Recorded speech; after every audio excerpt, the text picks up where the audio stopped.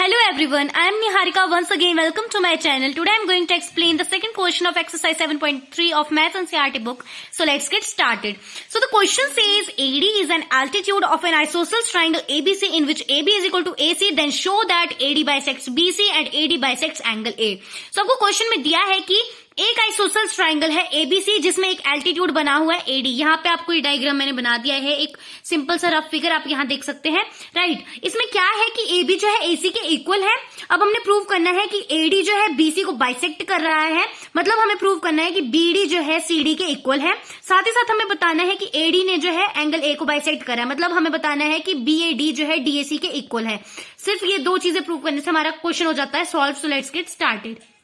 Solution start करने से पहले कुछ इन्फॉर्मेशन हमें लिखनी पड़ती है, तो यहाँ लिख लिया है मैंने जो भी क्वेश्चन में गिवन था एंड जो भी हमें प्रूफ करना है, राइट। सो जल्दी से आप प्रूफ लिख लेंगे। तो उसके लिए हमें क्या करना होगा, अगर हमें बताना है कि एडी जो है बीसी को बाइसेक्ट कर रहा है, साथ ही वो एंगल ए को भी बाइसेक्ट कर रहा है, तो सबसे पहले हम अपने ट्राइंगल एबीडी और ट्राइंगल एसीडी को कॉन्ग्रुएंट प्रूव कर लेते हैं, जिसके बाद हम सीपीसीटी से सब कुछ इजिली प्रूव कर सकते हैं। सो सबसे पहले एबीडी और एसीडी में कुछ इक्वल चीजें ढूंढ लेते हैं। जैसे कि हमें क्वेश्चन में पहले से गिवन है एबी जो है एसी के इक्वल है, तो फर्स्ट चीज तो हमें मिल गई। सेकंड चीज AD is equal to AD, आप देख सकते हैं इन दोनों ट्राइंगल का ये कॉमन सेगमेंट है, मतलब ये लाइन सेगमेंट जो दोनों ट्राइंगल्स में कॉमन है, राइट। सो दूसरी चीज भी हमें मिल गई।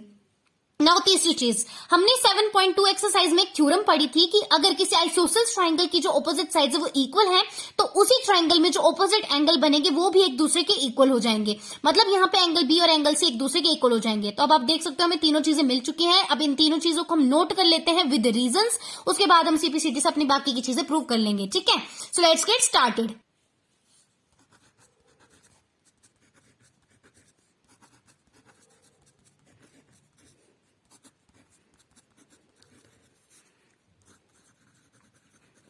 AD is equal to AD क्योंकि ये कॉमन साइड थी दोनों ट्राइंगल्स में। AB is equal to AC क्योंकि हमें क्वेश्चन में पहले से गिवन था।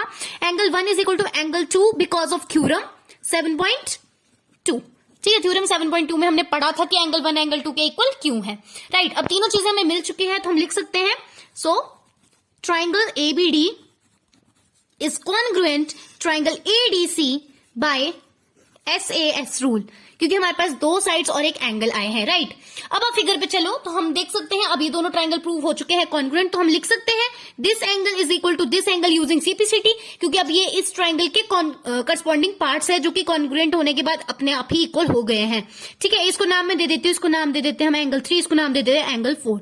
अगर ये दोनों एक दूसरे के इक्वल हो गए तो हम ये प्रूव कर सकते हैं कि एडी ने एंगल ए को बाइसेक्ट कर रखा है। अब एक और चीज हमें प्रूव करनी थी कि एडी ने बीसी को भी बाइसेक्ट करा है, तो उसके लिए हमें क्या करना होता है, बीडी को सीडी के इक्वल प्रूव करना होगा। अब आप देख सकते हो कि हमने इस ट्राइंगल को दोनों को प्रूव कर लिया है, तो इससे हम लिख सकते हैं BD is equal to CD by CPCT, क्योंकि ADB और ADC ट्राइंगल दोनों एक दूसरे के कॉन्ग्रुएंट हो चुके हैं, राइट। सो इन दोनों चीजों को लिख देते हैं हम जल्दी से। अब आप देख सकते हो सीपीसीटी तो काफी ज्यादा अच्छी टर्म है इस चैप्टर में, जो आपके सॉल्यूशंस को काफी ज्यादा इजी कर रहा है। सो हम यहाँ देख सकते हैं अब ये दोनों ट्राइंगल्स तो SAS रूल से हो चुके हैं कॉन्ग्रुएंट प्रूफ, तो हम लिख सकते हैं angle 3 is equal to angle 4 by CPCT, ठीक है। सो हम लिख देंगे so AD bisects angle A।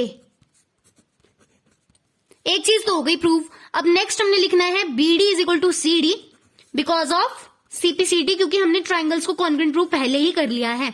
उसके बाद हम लिख सकते हैं सो AD बाइसेक्ट्स BC। दोनों चीजें हमने प्रूव कर ली है जो भी हमें क्वेश्चन में प्रूव करनी थी। नीचे हम लिख देंगे हेंस प्रूव्ड।